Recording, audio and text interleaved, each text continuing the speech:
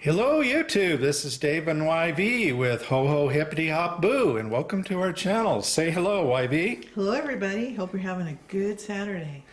All right, and we're going to start out with a Easter series of videos here. Going to continue what we've done the last two videos, and that is discuss some of our collections. We'll take kind of a specific focus, and today is going to be, as you can see, on our dining room table. And we will do a more traditional home tour later on, set to music, as we've typically done in the past. But anyway, what you see in front of you is a series of polka dot looking decorations that Department 56 manufactured. And I believe it was in around the mid 1990s to late 90s that they came out with this series. Because I actually started, before YV and I were together, I started collecting it. I went to my local Christmas store one early spring and saw this line and really liked it. It kind of captured me. So I started to collect it. It's not dated, the earlier pieces are not dated on the bottom, nor does the collection have a name that I know about. Although later on they kind of continued with a similar polka dot line, which they called McNuts.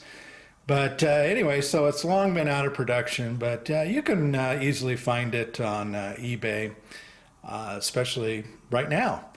All right, so anyway, with that being said, I'm going to turn it over to YV, and she'll kind of talk about what she's done and, you know, on the table here where she's purchased a few things. So here we go.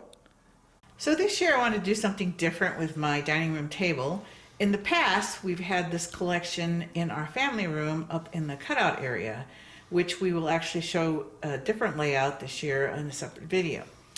To start off with, I had a lilac tablecloth, which I've had for probably 20 years, put it on the table, and I wanted a nice bright accent, so I went with these grass mats, which I found on Amazon this year.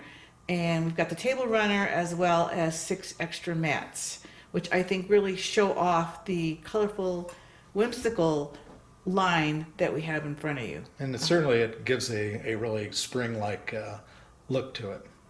So as you see in front, which you can't tell when the actual cups are on, these plates are actually sunny side up eggs, which I thought were just delightful. And normally we have the cups on top, and then we filled build them with shred, and then eggs on top to complement the colors below.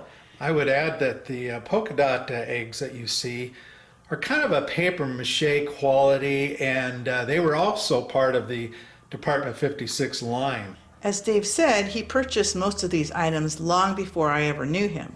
However, since then I have found a few pieces in the most unlikely places.